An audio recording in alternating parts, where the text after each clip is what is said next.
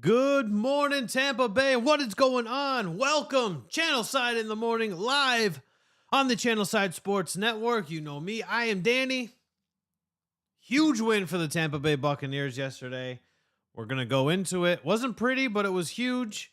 Um, Falling to 3-6 would have been really detrimental to this team had they not been able to beat the Los Angeles Rams yesterday. Tom Brady eclipses 100,000 career passing yards. 100,000. The next closest is Drew Brees with 83,000. I don't know if anybody's ever going to be able to top that, but we're going to talk about that. Nikita Kucherov absolutely went off on Friday night's game it was very close, but Nikita Kucherov had a 4-point night. 4-point night to continue his streak. He's at 9 straight games now, I believe it is, with at least 1 point. Add on the top of those 4 points. It's absolutely insane. And Paolo Banchero makes history on Friday. Friday night was a huge night for us here in Tampa. And then, of course, it was capped off by the huge Buccaneers win yesterday over the Los Angeles Rams. And for everything that we know that the Bucs were struggling with, we knew that the Los Angeles Rams had the same problems, right? Things weren't getting done. We weren't sure why the Rams were struggling. We weren't sure why the Bucs were struggling. Can't run the ball. The Bucs were the worst team coming in the entire NFL. Still are the worst team running the ball, but maybe we've got a little more clarity on the ball handling situation, on who's going to be that lead back. We saw almost a 50-50 split yesterday between Leonard Fournette and Rachaad White. Fournette had 9 carries for a whole whopping 19 yards, and Rachaad White had 8 carries for 30 some odd yards. 27 yards, I'm sorry. Tom, I got to try to make sure that I'm not sounding, like a negative Nancy here. Tom Brady didn't play his best game. He had a 79.7 passer rating, 36 of 58 for 280, which was good enough to get him that century mark, to get him over the 100,000 yards in his career, which is huge. But he had a tough time connecting with Mike Evans. He had a tough time connecting with Chris Godwin. Not necessarily as much with Godwin as he did with Evans. Evan caught 5 out of 11 targets, which is not necessarily what you anticipate from Mike Evans. But that does beg and pose the question of, why can Tom Brady and Mike Evans not get on the same page? Right? That, to me, that's the struggle for this team, is why can Tom Brady and Mike Evans not get on the same page? It's almost every single week we're seeing Mike Evans with double-digit targets, and missing nearly 50% of those. Mike had some really bad drops yesterday. It's almost like, since that drop in Carolina, like his confidence is shaken or something, which is crazy because his confidence should not be shaken. He's Mike Evans, right? Like, he's fantastic running back. Wide receiver. But not being able to connect with Tom Brady is going to be something they need to address, and they need to figure out why they can't get on the same page. Why there's a miscommunication between the two of them. Scotty Miller stepped up. Obviously, he had that huge drop, in the end zone at the end of the game.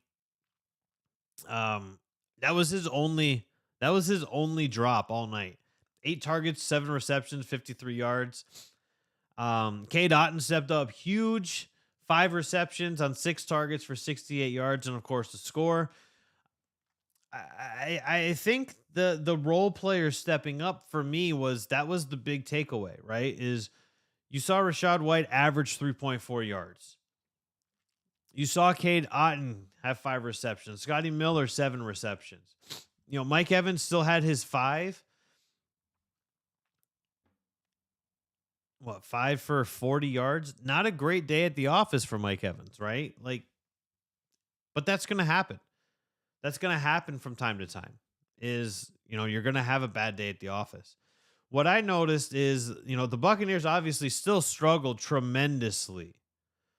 They struggled tremendously to run the ball, 2.6 yard average. Like, that's not going to get it done, especially when you're going to play against a team like the Seattle Seahawks, who are firing on all cylinders. The Seahawks are a force to be reckoned with, and none of us gave them any credit. 31-21 over the Cardinals yesterday. Kenneth Walker with 2 scores. Geno Smith is getting it done. DK Metcalf and Tyler Lockett are probably, thanking their lucky stars right now that Geno Smith is filling in pretty damn good. And he looks better than Russell Wilson did last season. If we're being completely fair to Geno Smith, he looks better than Russell Wilson did last year. So that's going to be something that, we need to tighten up on defense, because the Rams are a one-dimensional team. The Rams can only pass the ball. And realistically, the Rams are only passing the ball to Cooper Kupp, and that's kind of week in, week out. If you watch Rams games, that. I don't know how Cooper Kupp is always open, but he's always open. 8 receptions for 127 yards and a score. And and that's why, look, he had a couple of those passes. He had a long for 69. Obviously, he burned us last year for 70 in the NFC Championship game, which is what kept us home and did not allow us to go back to the Super Bowl for the second year. I wasn't even mad that Cooper Kupp had that reception. I really wasn't. Like, blown coverage, busted coverage. It is what it is, because that Cooper Kupp, for whatever reason, it could be that he's just a tremendous route runner and he's more crisp and he's faster. He's faster off the line, but Cooper Kupp is always open. Always open. So I wasn't mad that Cooper Kupp had that reception. Was it annoying? Sure. But I knew that Kupp was going to have, that he's going to have this kind of game every single week. Cooper Kupp is virtually an unstoppable wide receiver, right? He's one of those guys where you can only hope to contain him because you can't stop him. Well, here's the reality for the Los Angeles Rams is that they had 206 total yards, and Cooper Kupp contributed 127 of those. That, to me, you can't contain Cooper Kupp. The Bucs moved the ball well. They had 18 first downs. They still, they were all outside of what they had, 1 rushing first down, and then 2 from penalties. They were 9 of 21 on third down. Not ideal. Not ideal in the least bit. What I'm not a huge fan of is what we saw yesterday was a lot of penalties. Had 7 penalties yesterday. Obviously, this is something that you want to clean up. Especially when you're struggling. You're 4-5 now, which is great because now you're 1 game away from 500. You've got a very tough opponent in the Seattle Seahawks on a neutral site over in Munich. Right? Like, this is not a home game. This is technically a Buccaneers home game, but it's not going to be a true home game. They're not going to fly the ship. That would actually be kind of sick. They're not going to fly the ship over there, are they? They're not going to fly the ship to Lane Stadium. I hope not. I mean, that would be ridiculous. But these are things that you have to look at when you're comparing yourselves to a Seattle Seahawks team that is, like I said, 1,000 times better than any of us expected this team to be this season. Brady didn't have a beautiful game, but he played well enough. My big takeaway was it looked like at the end, Tom Brady, when he walked over to Byron Leftwich, he did that a couple times in the fourth quarter, and it looked like he basically was just saying, don't call anything. I'm going to handle it. I'm going to take care of it. Don't worry. I've got this. And that's what that seemed to me, because it seemed like Tom Brady essentially just took over that game. It really did. And to me, that was the difference, because Up until that point, it was a punt fest for both teams. You know, Camardo was he got the game ball for a reason, right? Camardo was with a 72-yard punt was absolutely insane. This is that was your MVP, and for the most part, Ryan Suckup was your MVP, right? Ryan Suckup gives you 9 points. If Suckup doesn't miss, he had that blocked field goal as well. And that was one of my big takeaways was, dude, if Ryan Suckup can't score, then we're going to be in trouble. We're going to be in a lot of trouble if Ryan Suckup can't score, because he's by far for that through this point of the season has been the MVP of this team. Jake Camarda, though, I mean, he was in my opinion, Jake Camarda was the reason why this Tampa Bay Buccaneers team won the game, because when they couldn't get it done on offense, he pinned them back so far, so often, that this team was just able to play the field position game. And, the Buccaneers stepped up when they needed. They held Darrell Henderson to 56 yards. And we have to remember that while the Bucs are obviously struggling to run the ball, they're 32nd ranked. The Rams are 31st ranked. So the Rams are not any better. Right? Cam Akers had his first game back since week 5. He had 5 carries for a whopping 3 yards. Vita Vea was definitely benefiting from Akeem Hicks being back. Both of Vea's sacks. I guess should we call him Vita Vea like Tony kept calling him. But he had 2 of those sacks. Both of those sacks, Akeem Hicks was double teamed. So now that pick your poison defense is back, right?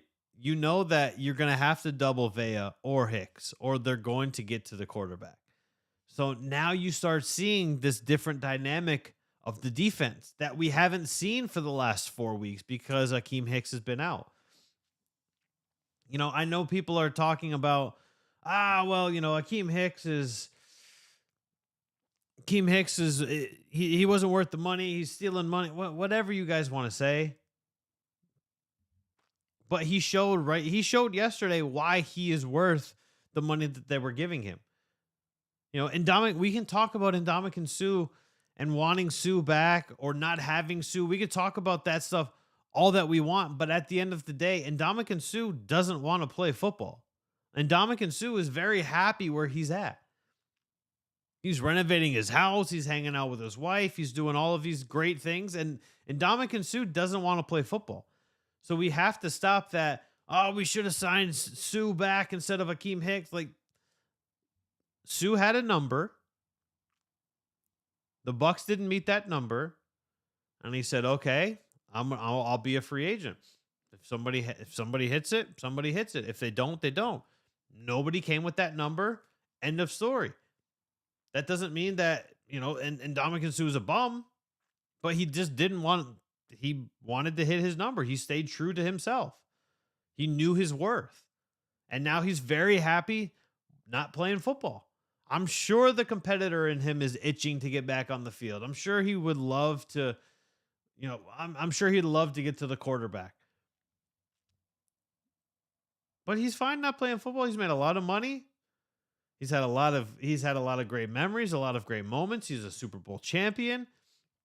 He was a tremendous defender his entire career, no matter what team he was on, whether it was Detroit, Miami, the Rams, or the Bucs.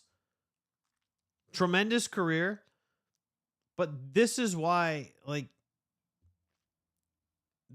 don't like that comparison. Because Ndamukong Suh coming back, in my mind, was never a realistic thing. It was a wishful thinking, kind of like Rob Gronkowski, where it was more of just, excuse me, I wish he would come back. I'd like him to come back. Yeah, we would love Suh to come back. We'd love Gronk to come back. But they're not going to come back. And that's okay. People talk about or joke about, oh, Gronk's probably going to come back towards the Super Bowl run. And that was the big part. And we've got to reserve our expectations on this team right? Yes, huge win. I don't know. A lot of people are saying, it would have been the end of the Bucks season had they lost. Well, we have to remember the NFC South is the weakest division in the NFL. So I don't believe if they happened to not win that game yesterday, I don't think it's the end. I don't think it's the end for the Buccaneers if they happened to lose yesterday. But it was an ugly win. That doesn't make me feel any more confident about this team because the Rams are not if the Rams were a good team and the Bucks were able, let's say the Rams were not below 500. Right? Let's say that the Rams came in and they were 5-3. Let's say, right? And then we happen to get that 19 that 16 and what 16 to 13 win. Let's say we happen to do that. I feel a little bit better than I do about a 16 to 13 win over the struggling Los Angeles Rams. A win is a win. Every game is important. Preseason, all the way to your final game of the season, every single one of them is important. Don't let anybody tell you that any game does not matter. Trap games, all of the games matter. Every single one of them. A win is a win. But looking forward, do we really think that this Bucks team has completely turned it around if we're looking at the stat sheet and saying, well, Tom Brady was 36 of 58. He only had one touchdown pass again. Sure, there were a couple opportunities, but they didn't turn out. They didn't pan out. So one touchdown is where he stands. They couldn't run the ball again. And we know the Rams have a very solid we know the Rams rushing defense is very solid. We know their pass defense is good as well. 280 yards passing for Tom Brady. Not a great day. But once again, he had no interception. I think he had 315 straight. We do a quick little math, 373 now straight passing attempts without an interception for Tom Brady. He got that one sack. Aaron Donald got him on fourth. And as happy as I am that this team won, we still have to be very realistic that the Seattle Seahawks game is going to be very difficult for the Buccaneers team. Now, we know Tom Brady is undefeated overseas. He's never lost a game. On the flip side, the Buccaneers have never won a game overseas. Just little, just talking points and statistics and things, to get you thinking. Keanu Neal had a huge game last night, but that was a large part of it was because the Rams can't run the ball. Devin White stepped up a little bit. I'm not going to say he had a tremendous game. He had 4 tackles. But again, Devin White only had 4 tackles. Levante David only had 3 tackles. These guys only had that because the Rams can't run the ball. So it's if you're a box score guy and you're a Devin White hater, look, I've been very vocal about I want to see more effort from Devin White. Those who know football know what's going on. We know football, Devin, right? We know football. We all have working sets of eyes. If it doesn't look like you have effort, there's a reason why it doesn't look like you have effort. Winded or not. Take a break. Go out. Raise your hand. Get a sub. That's how it works. In and out. In and out. Why do you think Aaron Rodgers gets 12 men on the field penalties all the time against opposing defenses, right? Substitutions happen. So if you're a box score guy and you're going to look at it and go, well, Devin White only had 4 tackles. You clearly play like crap again. That was the game script. That was the game script. So you got to ease up and don't.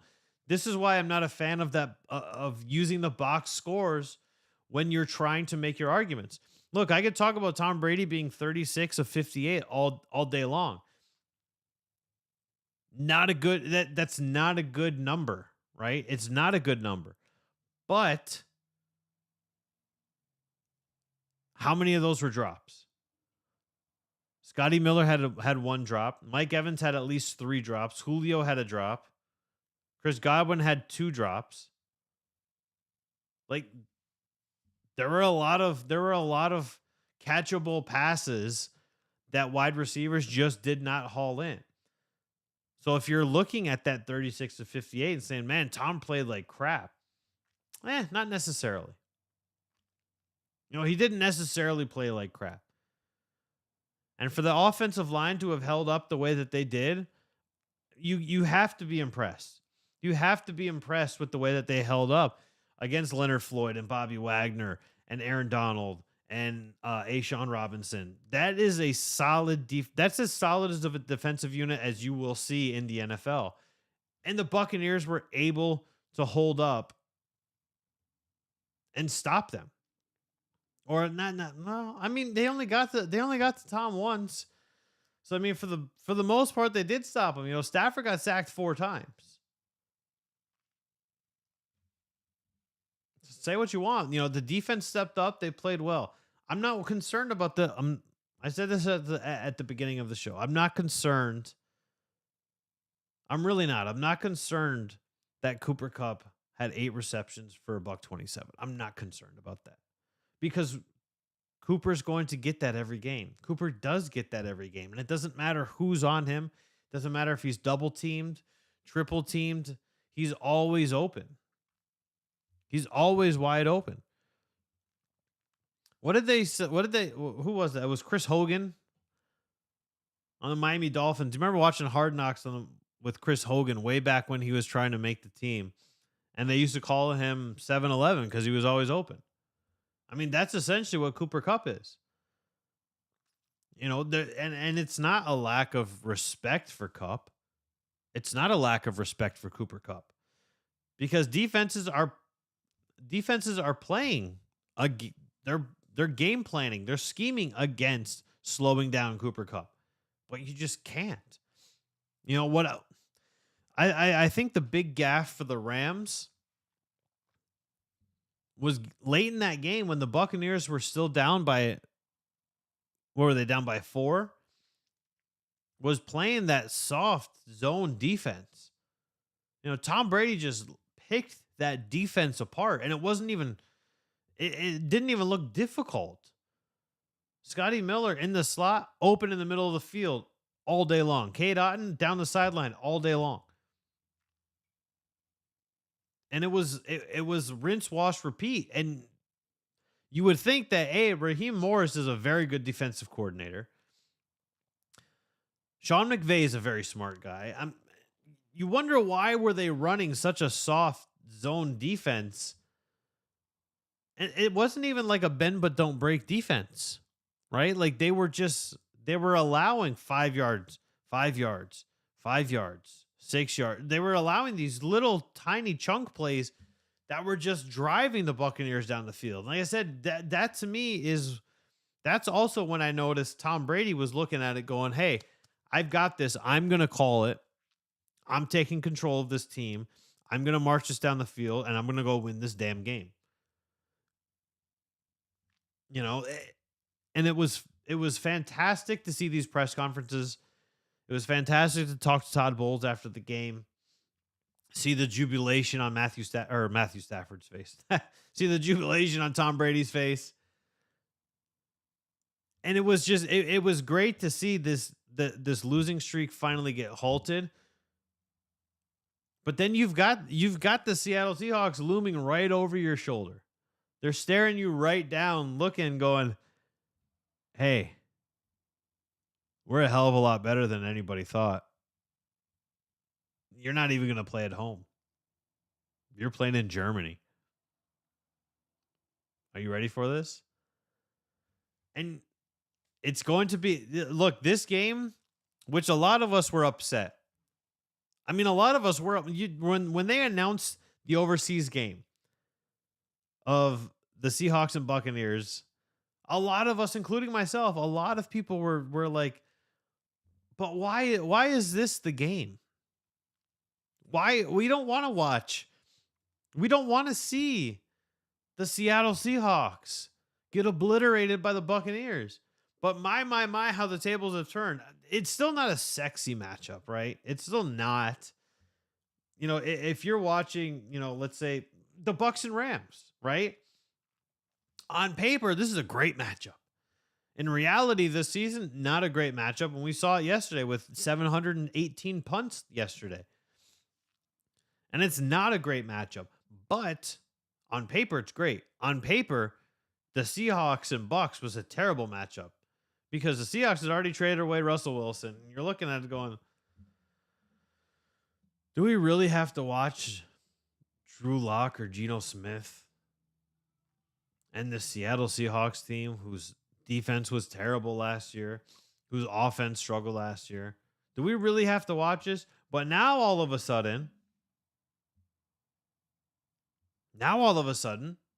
we're watching a completely different team. And I'm excited about this game now. This, to me, is a bigger win for the Buccaneers if they get this win over the Seahawks than the win yesterday over the Rams, because the Rams are playing like crap. The Rams are doing absolutely nothing for me this season. A win is a win. I'm happy to be 4-5. I feel much more confident about a team being 4-5 than I do them being 3-6. Even though I still think the Bucks win the division. They talked about it last night. 8-9 could win this division. You could get an 8-9 team in the playoffs from the NFC South. You could get an 8-1 team, right? There's these weird possibilities. But this is where we are. We're 4-5, got to win. Energy has changed. And I feel like this is the Rams are still a good team. So it's still a good win, but it was just not pretty. That's where my head is that it wasn't a pretty win. That's what I was looking for, and that's what I was hoping for. But hey, sitting 4-5 now, I can't really complain too much. One does have to wonder, because they talked about this a lot. There was a lot of chatter down here of how much influence Bruce Arians was going to have on the offense going forward. And I think the defense looked way better than the offense. I'll say that. Regardless, like I said, Cooper Kupp is whatever. But look at everything else. Van Jefferson, 0 catches. Allen Robinson, 3 catches. Like, Stafford only passed the ball 27 times. He only had 27 attempts. Tom Brady more than doubled his passing attempts. That's what I'm looking at. I don't know if there was any sort of influence from Bruce Arians, but things that we do know: Tom Brady, Mike Evans, they need to get on the same page. They need to figure out where that disconnect is, where that miscommunication is. Booger McFarland posted on Twitter, and to me, look, even in this win, I said it wasn't a pretty win, so there are still a lot of question marks surrounding this Buccaneers team. And Booger McFarland posed a very solid and very good question.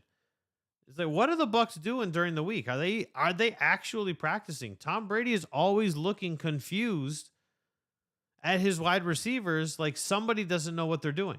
Whether it's Brady not knowing or the wide receivers not knowing, but he's always looking confused. And it's not an incorrect statement. We see this all the time. Like, if you've watched the Packers at all this season, obviously we've seen them once, but if you've watched any other Packers games, Aaron Rodgers, almost every pass is like staring down his wide receivers like, dude, what are you doing? And it's the same look that Tom Brady has. You want to have that look with Cade Otton or Julio Jones or Keefe or Rashad White or Russell Gage? Sure. But you should not have that look with Mike Evans or Chris Godwin or Leonard Fournette or Scotty Miller and guys that you've been with for 2 full seasons, and you're on your third season with these guys. There should be no confusion in chemistry between the two of them, or between Tom and his wide receivers that he's played with for multiple seasons. Right? We saw that play where Julio Jones just kind of floated behind the line, like not really sure what to do, like just da da da da da. Obviously Tom Brady wanted him to go in motion, go back to the right side of that line, but he didn't. Stupid play. Understandable that Julio Jones and Tom Brady don't have that chemistry yet. That's understandable. But if you're looking at something like when Mike Evans, when Mike Evans goes, on an option route and Tom throws it inside, but Mike cut outside, like that to me, that's inexcusable at this point. You're 9 games into your third season together. You should be on the same page with the best wide receiver in Buccaneers history. But they're not quite there yet. Maybe they'll, I've got faith that they're both good enough players and they're both professional enough to figure it out. That's what that boils down to for me. I know that they're going to figure it out. I know that they can figure it out. We just need them to actually do it. We got to go to break. When we get back, we're going to talk about the Magic, Paolo Banchero making NBA history. We'll wrap it up with some Bolts talk. Nikita Kucherov, 4 points. And we might go back into a little bit of Buccaneers because I'm not really sure that I got everything off of my chest. Listen up, sports fans. Your favorite sportsbook, BetUS.com, is back for our 28th year of NFL action. With the industry's biggest sign-up bonus of up to 200%, BetUS offers our members the opportunity to cash in on all your favorite sports, including NFL, NBA, MLB, and more. We've also got hundreds of new casino games, including the coolest new European slots, and our live dealers are waiting for you at the tables. Sign up at BetUS.com today to get into the action. BetUS, where the game begins.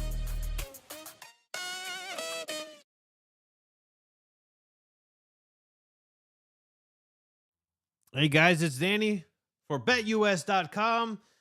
Head over to BetUS.com, register a new account, use the promo code Channelside. They're going to give you 125% bonus for signing up a new account.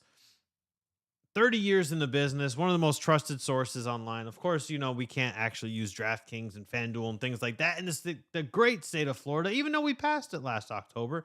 But head on over to BetUS. Enjoy 125% deposit bonus. Rockets are in Orlando tonight to take on the Magic. Magic favored by 4.5. Go ahead, drop some money down there if you enjoyed that line. BetUS.com. Use the promo code Channelside and get yourself 125% deposit bonus. Paolo Banchero made history in the NBA on Friday.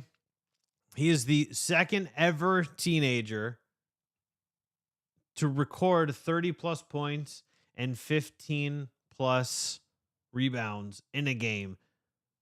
The only other player to do that in NBA history would be LeBron James, which is great. I mean, you can't, right? Like we can't be any better than that. Saturday, of course, unfortunately they lost. They lost to the Kings in overtime. Beautiful last second buzzer beater. Like I said, it's just an unfortunate circumstance. The Magic are 2-8. They're 2-2 at home. They are on the court tonight. They said they've got the Rockets. They're favored by 4.5 over Houston.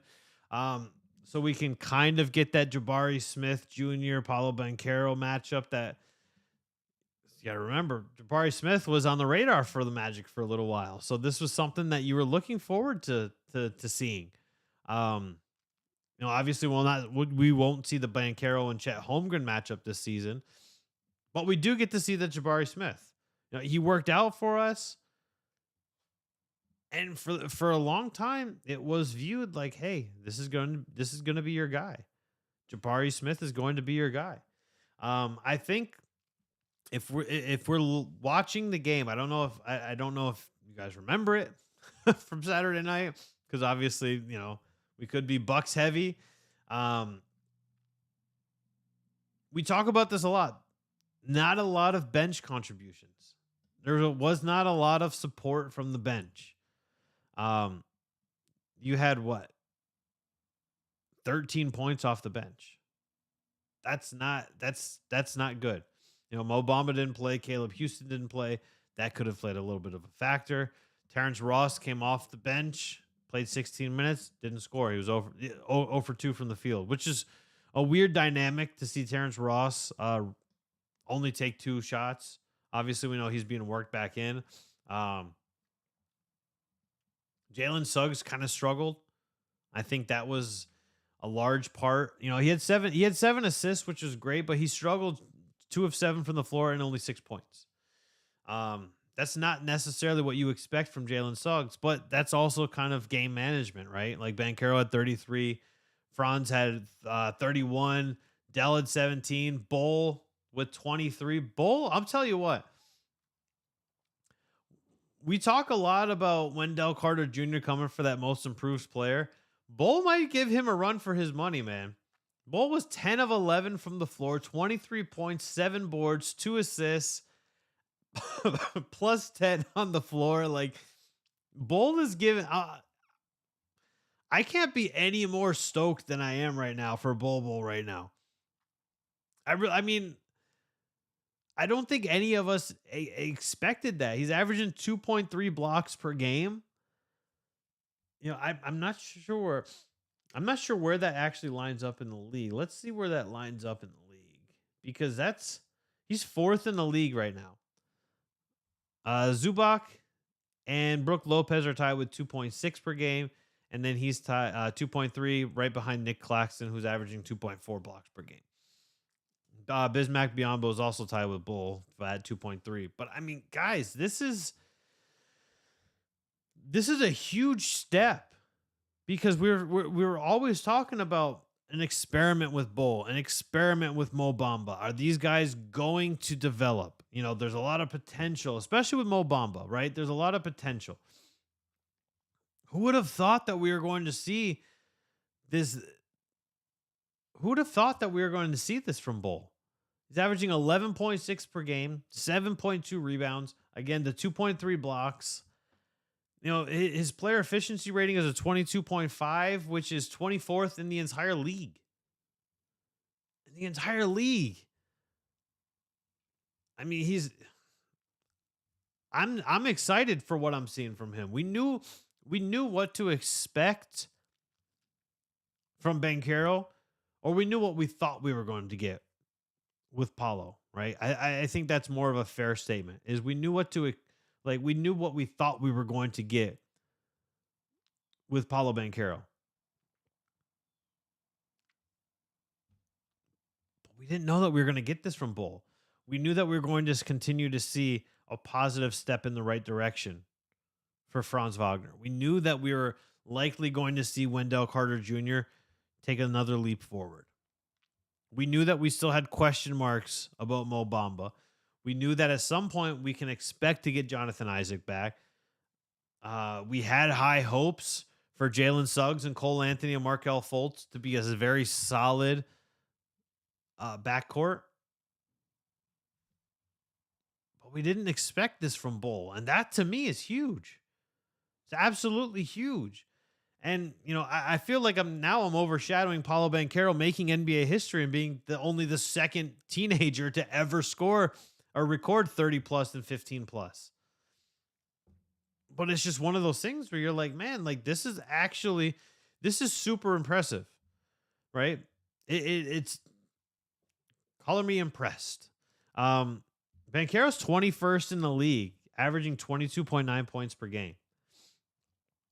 You can't really ask for a better outing from Banchero. Now you can ask for a little bit better player efficiency rating, but he's a rookie on a young team. Everybody's kind of trying to do a little bit too much, which is going to affect your per. We just know that.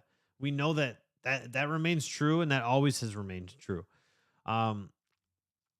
What I still want to see from this team is I still want to see clean up on the turnovers, because we're still seeing a lot of turnovers, right? Like I don't want to continue to see turnovers. That to me is problematic. is continuing to have a lot of turnovers. They're 26, so they've cleaned it up a little bit. We've seen them at 30. We've seen them at 28. Now they're at 26, cleaning it up a bit.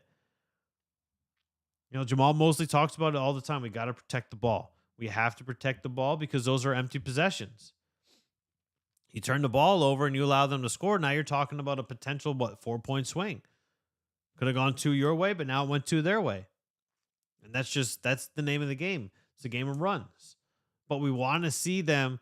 We want to see the Magic continue to improve on keeping it clean. We need to see more. I still want to see more assists. We saw this fantastic chemistry between Franz and Dell in the preseason. They're third from the bottom. They're 28th in the league. I want to see more from this team in terms of passing the ball.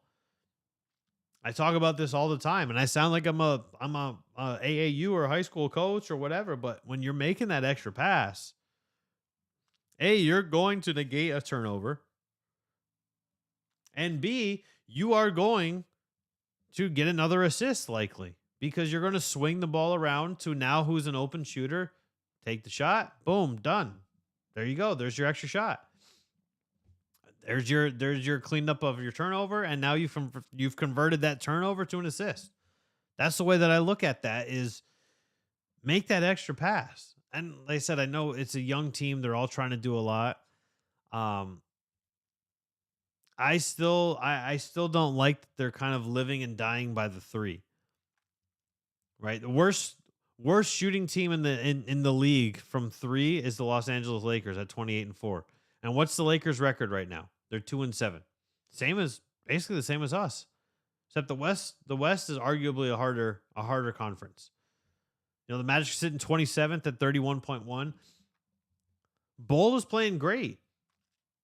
Banchero's playing great. Franz is a great slasher. Like, that's where I want it to clean. Like, we know that Caleb Houston, he didn't play on Saturday against the Kings. He'll likely play tonight. But we have certain guys that are 3-point shooters. And that's how it should remain. Sure, send Dell out to shoot a 3 every now and then. So send Paolo out to shoot a 3 every now and then. Keep the defense honest. But don't live and die by the 3, because that's not what the Magic are. They're not a 3-point shooting team. That's where that to me is where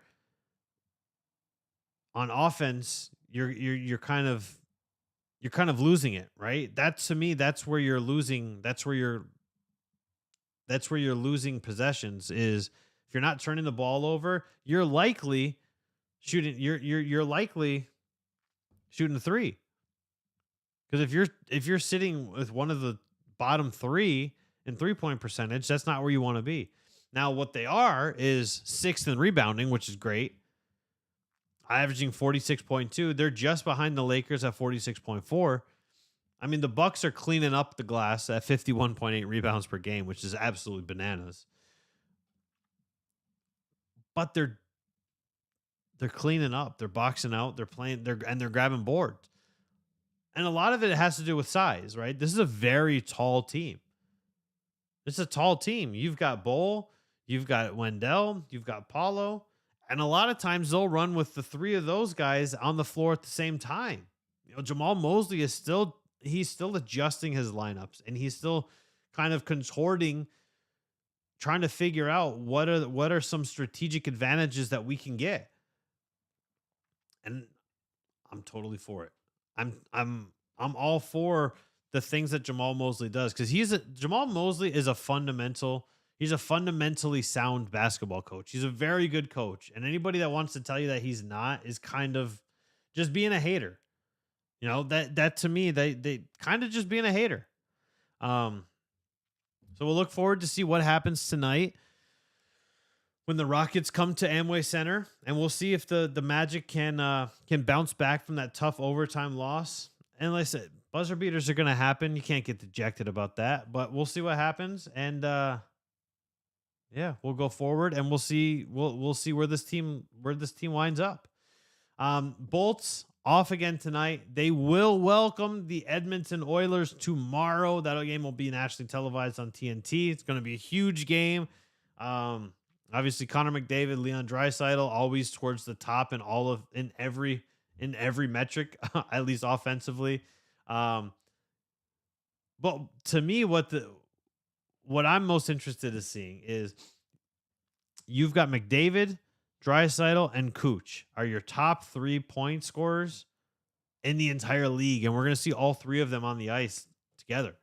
We're going to see McDavid with his 25 points, Leon Draisaitl with his 23, and Nikita Kucherov with his 20 points. I'm very excited to watch this. This to me is, especially for this early in the season, it's super exciting. The Lightning are currently sitting fourth, and what we didn't think, we coming into the season, we were like, realistically, there could be 4 teams that make the playoffs out of the Atlantic Division. The Red Wings were not one of those teams. They're currently sitting second. The Boston Bruins are still running away with the division. They're sitting 10-2 with 20 points, which is great. It's just, you're 7-4, and here's where it's crazy: is Detroit's second place, 7-3. Toronto's 7-4. We're 7-4. Florida 7-5. Buffalo 7-5. This division at the early start of this season is very tight, which to me is great because I like when, like, I'm not a fan of the Buccaneers being in the NFC South because it's such a weak division. I love that we're seeing the Detroit Red Wings finally like turn it on. I love that Buffalo started the season hot, not necessarily doing that great any longer. They're down to 14 points. They've kind of struggled over these last couple of games. Ottawa, and here's the killer for Ottawa is they're 4-7 with 8 points, but they're also a top 3 scoring team. Just means that their defense and their goalie kind of suck, which if they address that and their defense stepped up and their goalie stepped up, we're talking about the last place team in this Atlantic Division also being a very formidable team, which makes for exciting hockey because we know that these teams play each other more often than not, and that's what I'm all about. I don't want cakewalks into the playoffs, right? Like, I don't think that sets you up for anything good. Yeah, sure, you might feel a little more rested, but that's not setting you up, right? Like that's how I look at it. Is it's not setting you up for success in the playoffs.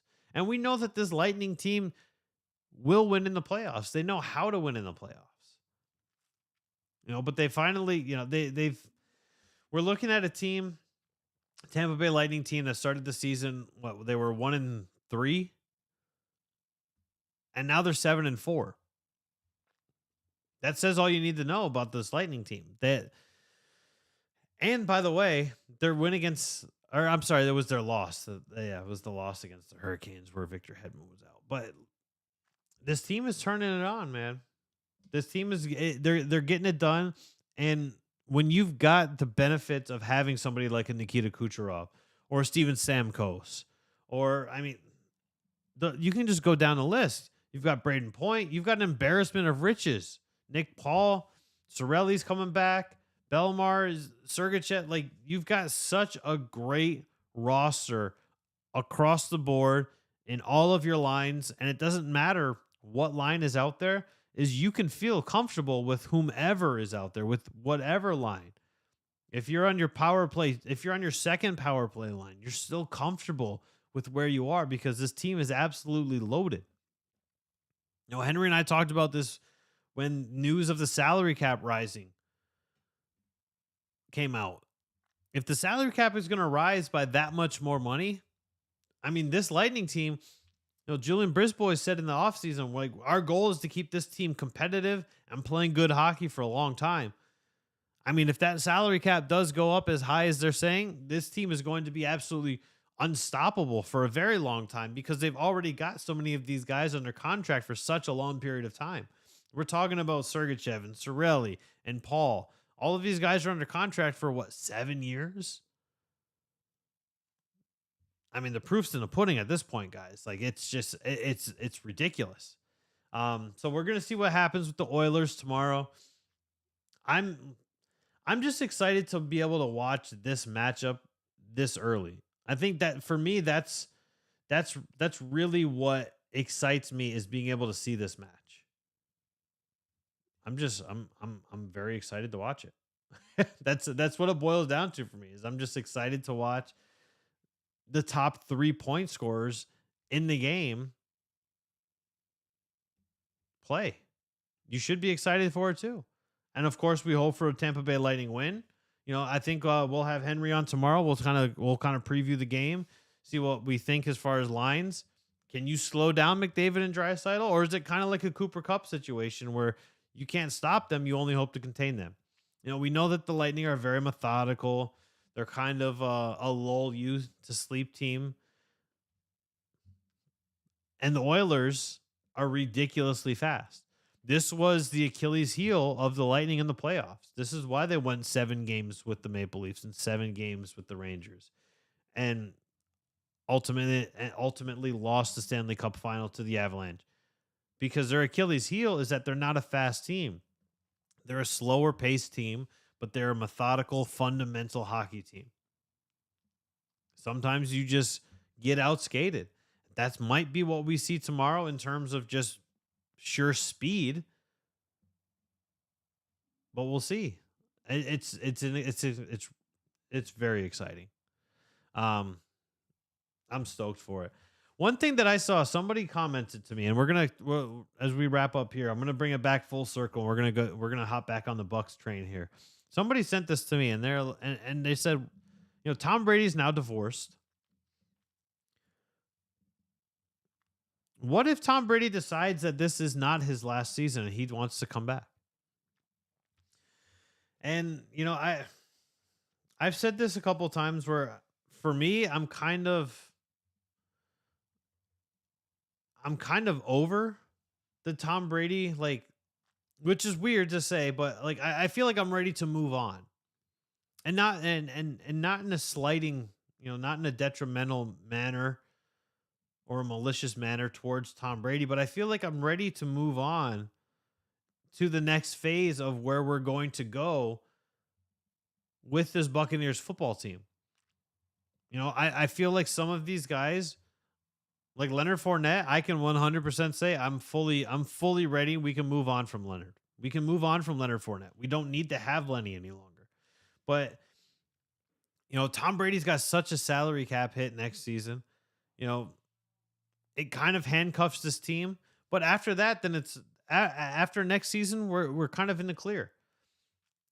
But I'm still kind of, if we could turn it around, we could win the Super Bowl, and and everything could go right from here on out, right? Like yesterday could have been the turning point for this team. They go undefeated the rest of the way. Let's throw out a hypothetical. This team goes undefeated the rest of the way.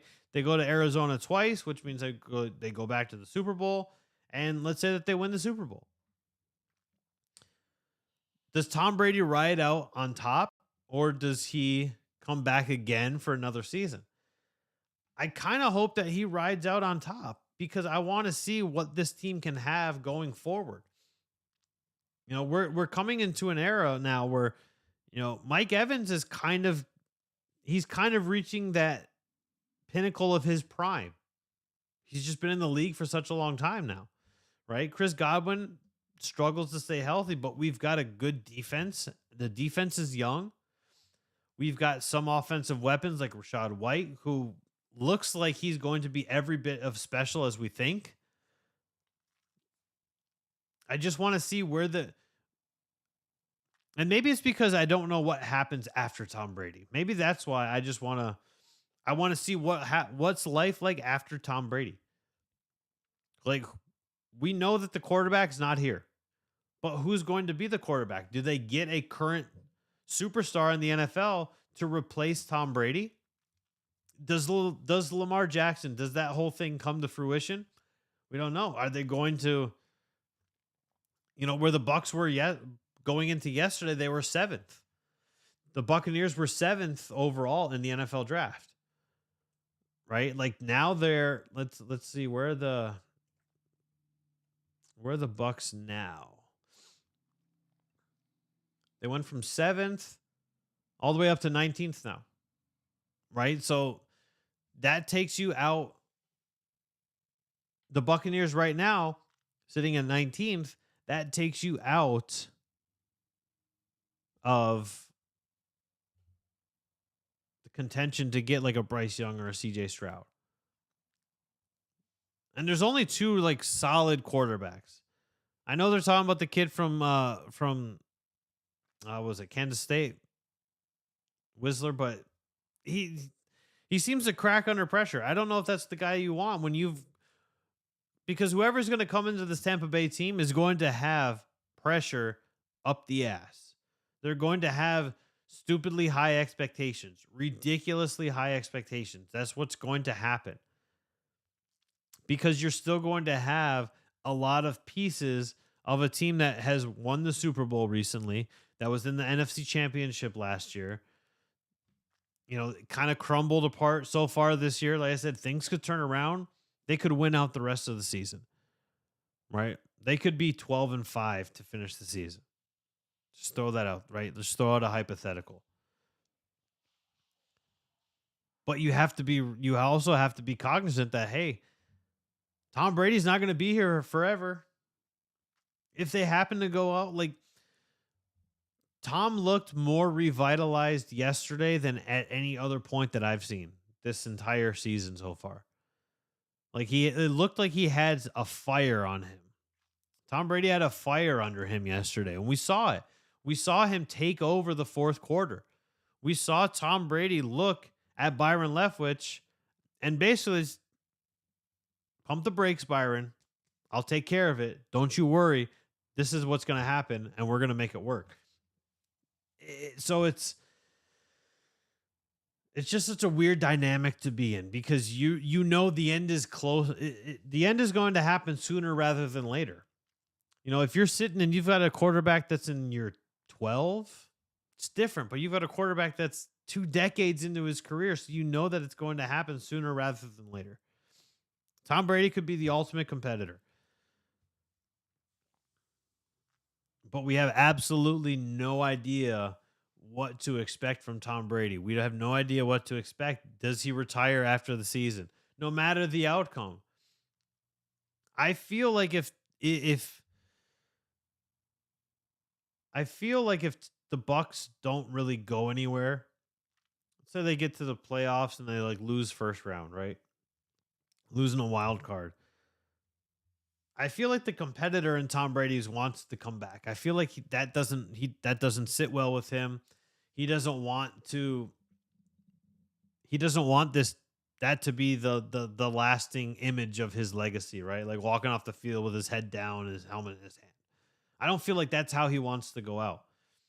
Sometimes it's just out of your control though. Right? But with a $35 million dead cap hit, if he's here next year, I guess it's okay. Because you can't trade him. He has a no trade clause. So that $35 million is going to hit unless he restructures his contract again, which I guess is also a possibility too. There's also a strong possibility you could get him to restructure that contract and kind of just extend those voided years and maybe just, kind of dull down the excessive cap hits. Maybe you pay Tom Brady for the next 6 years, right? But you pay him a little bit less. You just pay him for a longer period of time, kind of like a Bobby Bonilla, but not for 30 years after he retires. But we'll see. I'm very happy that the Bucks got the W yesterday, but we have to be realistic. It wasn't pretty, and the Seahawks are a very formidable team that none of us thought were going to be formidable in the least bit. So that reality is going to hit us dead on in the face. And it should hit us dead on in the face today. Great win, victory Monday. Sure, maybe now we get back to realization tomorrow that, oh crap, we've got the Seahawks, and the Seahawks are a good team. That's going to wrap it up for us today. Thank you for those who tuned in. Thank you for those who hit the thumbs up, retweeted us on Twitter, the whole 9 yards. Obviously, we always appreciate it. Look for us on all social media platforms to search for the Channelside Sports Network. If you hit up betus.com, tell them Channelside Sports sent you by using the promo code Channelside. Get that 125% deposit bonus. I am Danny. We're going to do it all.